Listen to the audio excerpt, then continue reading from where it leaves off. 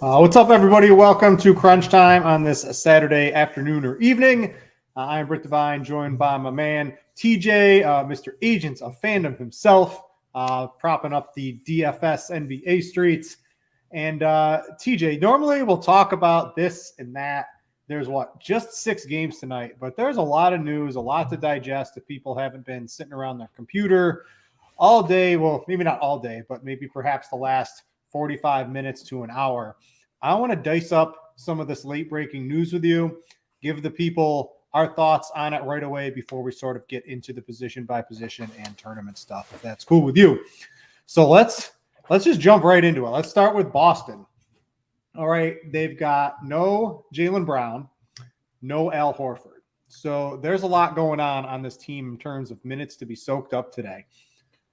Let's just hit this. Who are some of your favorite plays from Boston right now? How are you approaching this? Who do you expect to get the usage? How's it going to go down? Okay, first off, I'm glad that we have our Peyton Pritchard projection has dropped a little bit because we didn't have Peyton Pritchard. We had Peyton Pritchard up at like 27, 28 points before, and I got a little worried that I didn't have him in my lineup.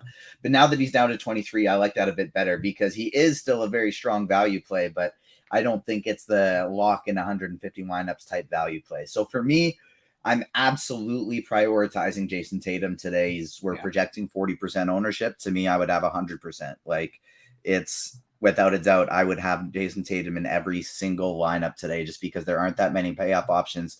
And you can get multiple in the lineup now if you want to. So Tatum is priority 1. Smart and White become priority number 2 for me by a very wide margin.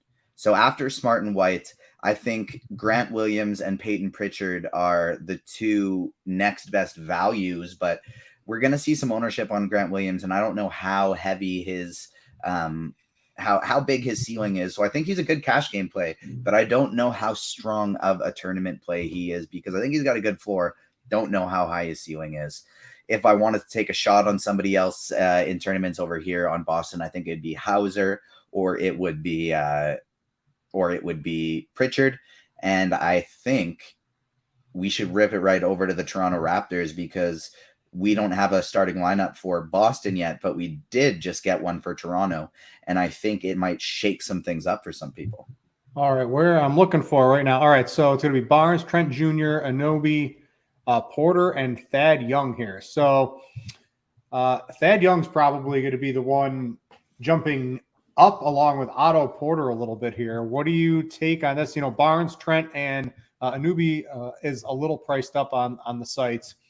I like Trent, and Barnes is going to basically run the offense tonight from the point guard. So if you have can find some assist props, he's going to be basically doing everything for this offense today.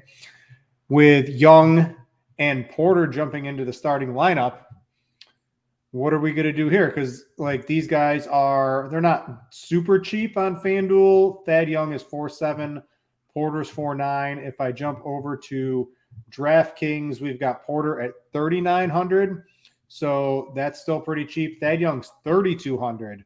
I know it's different positions. Thad Young or Peyton Pritchard.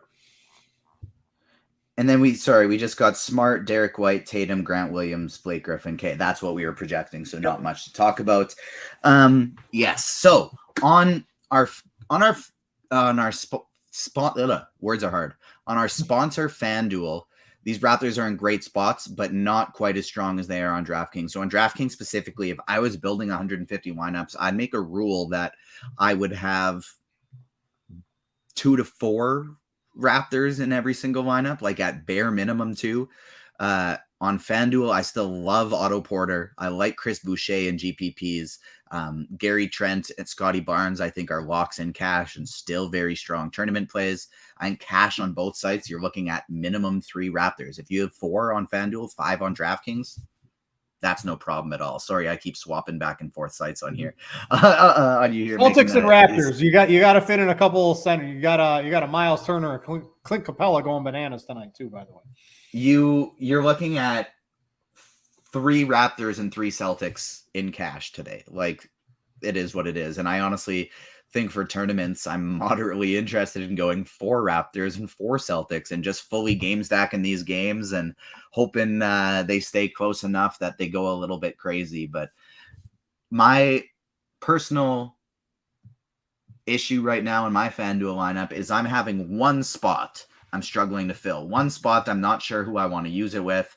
And I'm thinking it's about time for us to go position by position, and then we can start getting to people's questions here. But for the Raptors, to me, it's your priority, Barnes, and your priorities are Barnes and Trent. From there on FanDuel, it's Otto Porter, and then Thad Young. I actually think I would rather play Chris Boucher at lower ownership coming off the bench. On DraftKings, that's where I'm playing Thad Young. 3,200. He's definitely going to get enough minutes to pay off 3,200. And Otto Porter, love. I'd probably have a rule that I'd have at least one of Otto Porter or Thad Young in every lineup on DraftKings. Yeah, but I'm going to be starting. They're going to probably play 28 to 32 minutes, I think, pretty easily for both of those guys tonight. All right, let's jump into this. So with the Peyton, you mentioned the Peyton Pritchard projection has gone down. Don't absolutely need him anymore, especially with some of the new Raptors starting lineups, if you can maneuver your salary around. Basically tonight for cash games, like TJ said, how many Boston players, how many Toronto players can you get in? If you're playing three or four Boston, 3 or 4 Toronto, that's generally a good spot. There are a couple other players, there's Zion, I think, is a pretty strong play. And I like both Turner and Capella. Those are probably basically the one-offs, not from those two teams, that I'm interested in, at least for cash. But other than that, you're really just trying to jam in as many Boston and Toronto players, across the board. Derek White, Jason Tatum, Marcus Smart, lock those guys in. If you can get Barnes, throw them in. If you can get Trent, throw them in. If you can get Thad Young, throw them in there. These guys should all have reasonably good nights. So just sort of jam those guys in. No need to get cute in cash. You run, and then mix in. If you can get to Zion, I absolutely like him. And then at the center / power forward spot across both sites, Turner or Capella. I guess I want to ask you this, TJ. Do you have a preference between Turner and Capella? Do you think they're needed in cash anymore? And if you had to pick between one of them, they're both reasonable. I think Turner's 300 more on DraftKings. Do you have a preference between one of the two? Where they're closer in price on DraftKings, I think my preference would be Turner by a small margin. But on FanDuel, yes, you get the blocks for Turner, but you get those blocks for Capella too. And so where you get that big price difference, I lean Capella there. If you have a lineup you love that doesn't have them, I think it's fine. But I do think they are strong cash games options. To be perfectly honest with you, the 2v2 I'm struggling with right now is, do I go Thad Young and Miles Turner, or do I go Clint Capella and Chris Boucher? So Thad Young and Miles Turner, I like that one. Clint Capella and Boucher. And this is Boucher can just he's just so up and down sometimes. But are you playing from the tournament perspective or more of the cash game? It's a both. It's a single entry kind of slightly adjusted cash lineup. And to be honest with you, I have found my answer. I'm going with Miles Turner and adjusting my positions around, and Max Strus. Oh, yeah, I like some of those Heat guys. Yeah, we didn't even really talk about the Heat, like a Gabe Vincent. I think Jimmy Butler's a very strong play tonight, too, if you wanted to go double premium at the small forward position in cash, at least on FanDuel, our sponsor. You can certainly do that, too. And then Strus and Vincent, those guys can just, especially on DraftKings, can both get that extra 3-point bonus. But I think they're both playable on FanDuel as well. Where do you rank with Tyler Hero out? Would a Vincent or Strus be a value play over? I'm just trying to think of some. There's not really Thad Young isn't really in the same price range. Overall, maybe an Otto Porter is sort of. On FanDuel, Thad Young, Otto Porter, and Max Strus are all within $300 of each other, and so I would rank them Otto 1, Strus 2, Thad Young 3. All right, yeah, I like that. Let's see here. I don't really have Sorry, we're doing this a little bit differently because we just had so much breaking news prior to the show here. I want to jump over to DraftKings. A couple guys I think are must-haves. Of course, Tatum. Everyone's going to be playing Tatum, at least in your cash games. You've got Marcus Smart, Trent. If you didn't want to play Zion, you could do like a Scotty Barnes, but I still think Barnes is 7,900. He's going to just be doing so much tonight for the Raptors. And then for value plays, if you didn't want to play Pritchard, would you rather play Pritchard or I think Thad Young is 3,200? You can make that work. Pritchard's 3,100. I don't think you need both in cash games tonight because there's not Luka's not in the greatest spot in the world. You can always play Luka, but there's not superstars in amazing spots with other people out on their team that can just carry the night. Do you have a preference between those two cheap plays right now? Between the cheapies, it's Thad over Pritchard for me. And then I would go, for me personally, my priority one in cash would be Tatum. And then number two would actually be Tyrese Halliburton going up against the Raptors. We know we're going to want to play a ton of them. And Halliburton's my second favorite stand-up. And then with Thad Young being a power forward on DraftKings at that 3,200 position, Otto Porter having small forward value. We're not really worried about the center position being filled up. We have the salary. I think the build I'd want to roll with on DraftKings is making my other spend up at center being Joel Embiid. Yeah, Embiid's going to just go very overlooked tonight on the slate as everyone's just playing all of the value or all of the mid-tier value on Boston and Toronto. And so I definitely think Embiid's going to go overlooked tonight. And I like that.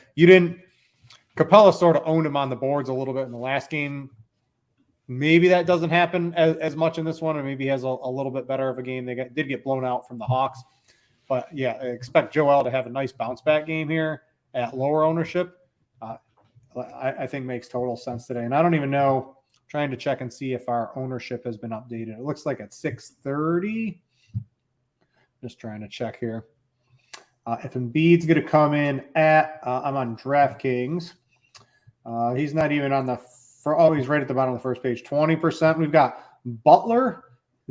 Butler's the highest owned player on DraftKings tonight. Apologies, yeah. For cash, I was going tournament brain there when I was talking about Embiid, but for cash, after Tatum, Butler does have to be your next spend up for DraftKings. Yeah, cash. I like Butler's quite absolutely love me some Jimmy Butler. I think the cash build on DraftKings, the way I'd be looking to fill it out would be Tatum, Butler, Jaden Ivey. And then the Raptors value with Porter and Young. Those would be my priorities for DraftKings cash. Yeah, I think that's pretty much. I just clicked a final DraftKings lineup in, barring any further news, but it looks sort of something like that. Some Boston players, a couple Toronto players, Jimmy Butler, Tatum, fill in the rest with all the value plays we've been talking about tonight. Another very interesting value play that I think is cash viable if you land on him. I think he's tournament viable, very tournament viable, is Killian Hayes, who is starting today for Detroit. He played 34 minutes off the bench when Corey Joseph started in that spot yesterday. And he had a huge game. And then today he's 3,600 on DraftKings, 4K on Fanduel. He's starting at the point guard position. Maybe that hurts usage a little bit, but with Cunningham out, I don't know how worried we are about usage. And Hayes is more of an assist guy anyways. So Hayes, I think, is one of the top value plays on the slate that is going very overlooked right now. Yeah, Hayes did come out, and Corey Joseph wasn't really able to perform too well. So I like Hayes as that's like the hidden value play in tournaments. If you wanted to be a little overweight somebody, you could certainly do that. I want to ask you some game theory constructions, people making some tournament lineups. I think the cash games, it's pretty simple. I don't want to waste too much time on that. Let's go tournaments. How many Raptors in the same lineup? Any Raptors you wouldn't play with each other? Anything, if you're playing 4 Raptors, are you absolutely running in the back with a Halliburton or something like? No, I'm talking from a tournament perspective. So from a tournament perspective, I think it's 3 on FanDuel, 4 on DraftKings. And if I am hitting that limit, and for cash, I don't think there's a limit. That's why I brought that up. But for tournaments, I think it's 4 on DraftKings, 3 on FanDuel, 1 below the limit they allow you. I would not limit what players I have together other than Chris Boucher and Thad Young would probably be the only limit I would make. And then if I'm reaching that limit, my favorite run back is Tyrese Halliburton. My second favorite run back is Miles Turner. I like that. And then let's go to Boston. So sort of the same question here. Anyone you wouldn't play with each other? Would you run that back with anybody from Detroit if you're playing, for in a turn? Like people are just gonna you're gonna have Marcus Smart, Jason Tatum, Derek White, and Peyton Pritchard, right? People are gonna have that on, a reasonable amount of tournament teams tonight. Even Jaden Ivey is going to be reasonably popular, specifically on DraftKings tonight. Is there anyone you would maybe want to run it back with from Detroit? Do you want to limit yourself to 3 Boston players to maybe not get too overwhelmed in that aspect? So I think, yeah, for me it'd be on FanDuel 2, DraftKings 3 for tournaments, and my favorite run back would be Jaden Ivey on DraftKings, Killian Hayes on FanDuel. But I love the idea of playing Hayes and Ivy together, rolling them with White, Smart, Tatum. But like for me, my 3 priorities, and I take it back, 3 on both sides, because I am playing Tatum, Smart, and White together. Like I think those are fantastic plays. Pritchard and Williams would be the 2 I would be closest to leaving off, but Pritchard, where you got that value on FanDuel, it's great. But like, I think if you have Pritchard in your lineup and 3 other Celtics already for a tournament lineup on DraftKings, I would just try and switch your Pritchard to Killian Hayes if you can get up there. All right. If you want to, guys, put some questions into the Discord on RotoGrinders, we'll get to those in just a minute. And then once those go through, I will check the YouTube as well. I want to thank FanDuel, too, for sponsoring the show. We have our single entry series going on, I believe, for football at this point in time. A couple shout outs, J-Tay in first, Puck Rat in second, Dream Team in third. You can check that out on FanDuel, our sponsor. It's a single entry series, one of the best tournaments you can enter on FanDuel. Check it out in their lobby. Make sure to get in that. Starts tomorrow on Sunday. All right. I want to hit on Miami too from a tournament perspective, because this is going definitely under the radar tonight with everybody trying to get Toronto and Boston players in here. We have Jimmy Butler, obviously a great player. Where does Bam Adebayo sit in all this for you? Because he hasn't really had the greatest fantasy season. His price reasonably appropriate. He is a center against Charlotte. You do like those guys. He's going a little bit under-owned, right? Because everybody's going to be playing Turner or Capella, and then you've got Embiid, right? So he's sort of getting lost. Is he anywhere in the mix from a tournament perspective to you, or is he just don't need him tonight? I don't really think I need him tonight. Like if I was running 150 lineups, Bam Adebayo would definitely be in my pool, but he would just be kind of a 10 to 20% guy today. I don't think I'd be looking to like play him in cash, play him in a single entry. Even if I was running 3 lineups, I probably wouldn't be getting to Bam today. I do think he is a fine tournament play. If you feel different than me, I'm not going to talk you off of him. But for me, the way I rank these guys on Miami today, it'd be Butler 1, on DraftKings, Vincent 2, Strus 3, but on FanDuel, it would be Strus at number 2, where he's $500 cheaper. Yeah, Vincent at 4,600 on DraftKings would be able to hit the 3-pointers. That's another. He's not like a completely hidden value play, but he's definitely going by the wayside to some of the Toronto and Boston value people are going to play tonight. And then give me like the best of the rest. Portland, Dallas. We didn't even talk about Luka. We didn't talk about Lillard. No one's playing these guys tonight. These are scrubs. No one wants them. They're not value. They're not Jason Tatum. They're not Joel Embiid. You got a favorite from that game? So the best of the rest here, I'm looking at Joel Embiid is my favorite. Luka Doncic would be my next favorite. And from there, I'm not playing any Portland players. I'm not playing any Dallas guys outside of Luka. I would look to get very different with a little game stack of this Houston and Pelicans game. Mm-hmm. And so stick in the mid-range, get away from all this crazy chalk value and play guys like Zion Williamson and run it back with Kevin Porter Jr., Alperen Şengün, Jalen Green, these type of players. It's a high total game with a big spread. Now, if that spread happens to stay close, all of a sudden these guys become very interesting out there. I think somebody like a Jonas Valanciunas is a very interesting tournament option. especially on Fanduel, where I think he's like $800 cheaper than he is on DraftKings. Brandon Ingram as well, $700 cheaper on Fanduel than he is on DraftKings. So this is a game where the value is not as crazy on FanDuel as it is on DK. Some of these Raptors aren't in the low 3Ks and stuff like that. There's a lot more value on DraftKings. So on FanDuel, I think I'd be more inclined where these Pelicans are cheaper than they are on DK, and that value isn't there. Just making a nice little tournament mini game stack, a 3-2, a 3-1 of this game. Last game of the night, you're getting very different than other people by doing that, and I don't think you're losing that much upside. Yeah, earlier in the day, that was like a game target everyone was going to play. And now it's just a complete afterthought because that's how NBA DFS works on the weekend. So absolutely love that idea of doing something with that game. And imagine if that game somehow goes to overtime and you get extra minutes from that, you're just going to rock it past everybody at the end of the night. I'm going to go to some questions. We've got about 9 minutes left. We'll stick around afterwards to try to get as much as we can in. Carolina guy wants to know favorite single entry spend up on FanDuel tonight. Tatum. But if you already have Tatum, Halliburton.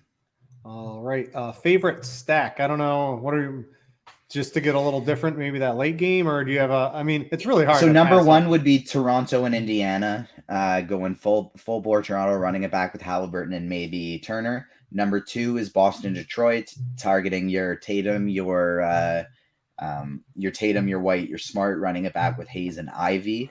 And then my third favorite would be kind of close between Houston and New Orleans, or Atlanta and Philadelphia. We still don't have news on DeAnthony Melton. He's a good play if he's in, and if he's out, running some Maxey with Joel Embiid, run it back with Capella and a super low owned Trae Young or DeJounte Murray. I think that's very interesting as well. All right, let's get a couple other questions. Achilles wanted to know Thad Young. This is DraftKings cash. Thad Young and Sengun, or Hauser and Buddy Hield. I would probably play the first one. Yeah, the first one for me. I don't know how I feel about Sengun and cash, but I think it's fine. Yeah, if you landed on it, I don't know if it's the worst thing in the world, but I don't have Thad Young certainly in play for me, but Sengun, Hauser, and Hield, I didn't really even consider. I'd rather just leave a little salary on the table and go with Miles Turner there instead. Yeah, I'm trying to get in some Scotty Barnes assist props if I can find any, because I definitely want to hammer those. We'll see. We'll just go to our sponsor, Fanduel. I don't have time to line shop for these at this point in time, with that being one of the first things of the night. I'm going to go to YouTube. Let's see here. Embiid versus Tatum raw points. It's got to be Tatum. Like we've got Embiid on FanDuel about up 1 point higher. What do you think on that there? If it's from I think Tatum has 60 tonight. Yeah, like I think 60 is like I don't want to say floor, but I think it's more likely that he has 70 than 40. I'll say that. All right. Let's see. Getting in a couple bets here last second. Back to YouTube for a couple of questions. Tatum. Let's see. Someone wants a takedown lineup. I wish we had the takedown lineup. Ivy, this is from Richie Smalls. Ivy or Smart on DraftKings? He already has Tatum or White. I think I'd still play Smart. Ivy is in there's no Cunningham, but the price range where he is, he's like the only guy you'd actually want to play. He sort of fits in there. If you had to pick between him or Smart, who is it for you? That's Ivy for me. This guy is he's a baller. He just knows how to rack up fantasy points. Had a poor game last game against the Knicks, but we've seen with Cunningham in the lineup, this guy put up a 50-point ceiling, which on DraftKings, like that could be 9-10x his salary today. So that's Ivy for me because he's the number one option in Detroit, and Marcus Smart is still way behind Jason Tatum, even though he's still a great player. Okay, let's see. I'm going to go back to Discord. Let's see here. Sengun or Valanciunas on a FanDuel tournament. In full disclosure, I have Valanciunas unders on PRA tonight. So I am not a Valanciunas fan as much as you are tonight, but I would play Sengun over Valanciunas personally. How about you tonight, TJ? I think I would too. The thing so I'd rather play Şengün, but what I want to say about Valanciunas is if I'm running 150 lineups, I'd get heavily over the field on him. He's 3%. I'd probably get 10 to 15. And the reason I say that is because if Şengün has a good game, Valanciunas will too. These guys are going to be playing on the court at the same time. They're either both going to play like 24 to 26 minutes, or they're both going to play 29 to 34 minutes. And with that being the case, they're either both going to smash or both going to play poorly, because they're both point per minute monsters. And the only thing that ever holds them back is the minutes that they're on the court. And so I think the projection is way higher for Şengün, and he's not going to be owned to the point that you have to worry about it. So I would go Şengün. However, based on their ownership, I like Valanciunas better. Someone in YouTube wanted to know about Bogdanović here. Without Cunningham, right? And then Boston's a little weaker. No Horford, no Brown. Can we maybe take a shot on him in a tournament for a low-owned upside guy that might get hot shooting? You can, but not for me. Yeah, and I don't know. Even on the 6 game, it feels a little thin tonight with all the value we have. I understand maybe trying to get different. I don't absolutely hate it, but I sort of lean on TJ's side here, where he's sort of fallen off the wayside for me. I'm about to sneeze. I thanks TJ. So why don't you give any thoughts you might have? Let's do it. So 3 minutes to lock here. Free show sponsored by Fanduel. So definitely hit the like button here. I got tagged in a Discord question.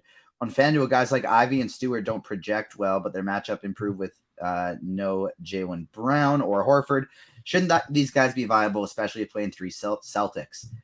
Heck yes, Jaden Ivey is absolutely viable. Isaiah Stewart is fine if he fits as a last piece in your lineup, and you don't got him and you have a bunch of Celtics, and that's where you're rolling. Sure. I would rather play, if it's the center position, Clint Capella, or if it's the power forward position, Chris Boucher. Because like Stewart's very foul prone, and Tatum's going to be taking it to the rack all night long. So Stewart I don't like as much as Ivy, but I love Ivy as a tournament run back on FanDuel, where he is a little bit overpriced compared to where he is on DraftKings. Not many people are going to be playing him there, and I think he's a very strong GPP option. All right, I'm back. I actually did not have to sneeze. Somehow, I think that's the first time in my life where I thought I've had to sneeze and was able to snuff it out.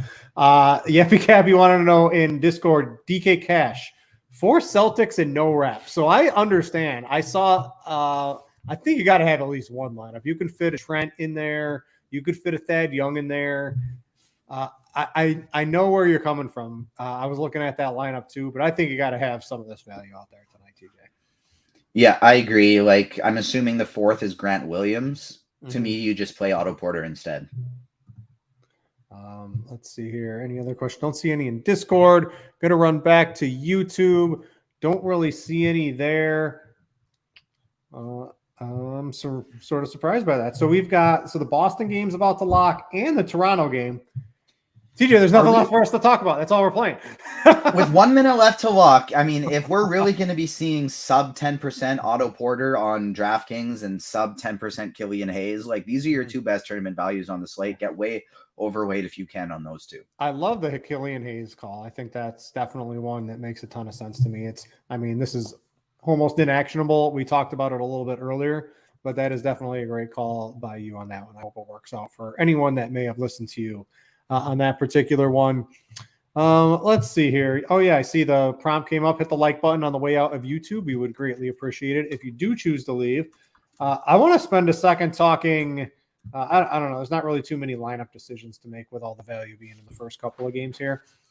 If you had to pick someone from one of the later games, TJ, maybe people are making a couple single entry games. What's one particular player someone might want to try to sneak into their lineup that you think might be a little under-owned than they should be tonight? In terms of value or a pay up or just anywhere? Whatever. Give me your favorite low-owned player. Could be a value. I don't know. I think most so late in the day, it's the value from the early games that I like.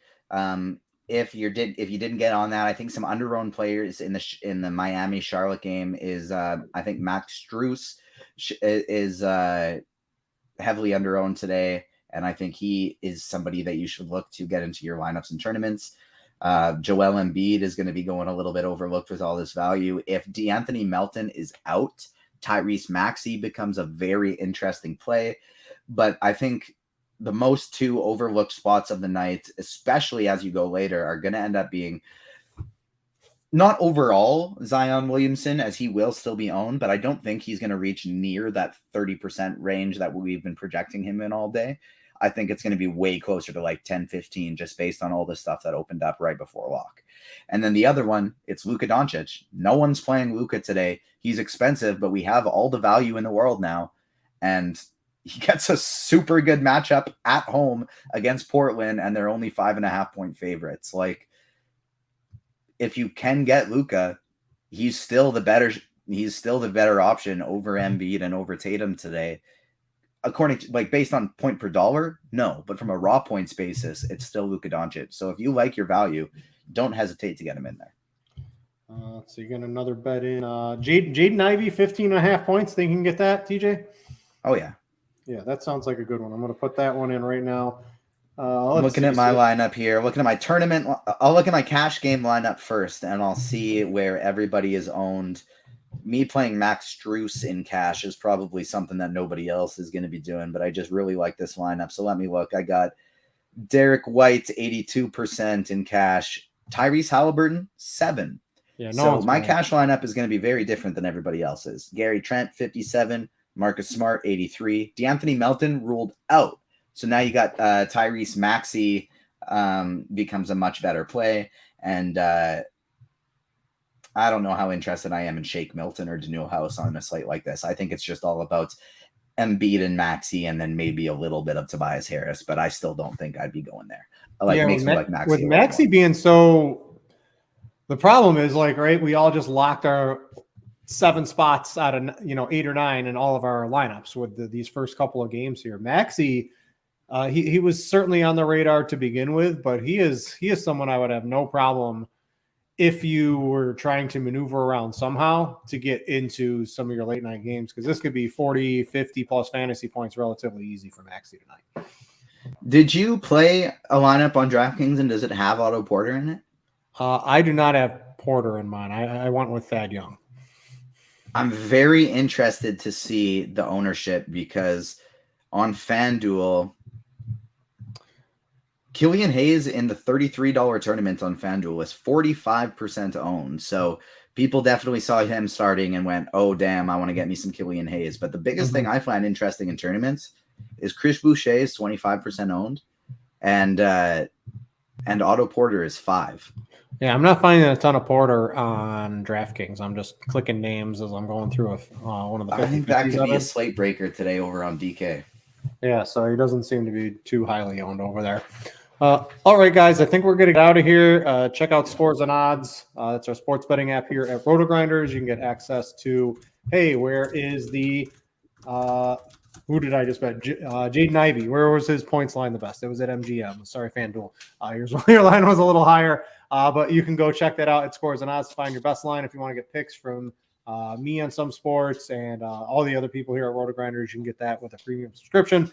Thanks to FanDuel for sponsoring the show. Again, check out the single entry series for NFL. It's the best tournament you can buy into if you're playing one entry against the entire field. It's RotoGrinders collab with FanDuel. There's a leaderboard. There's usually a live final attached to it somewhere. Check it out in the NFL lobby on FanDuel. Make sure to tune into all the NFL shows here on Sunday as well.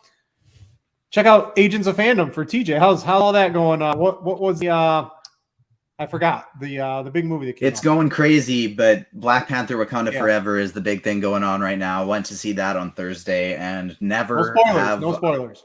I never have I cried so much in a movie. That's all I'll say. It's just so emotional throughout, and it's really damn good. Like, at bare minimum, top 10 in MCU movie, and they knock it out of the park.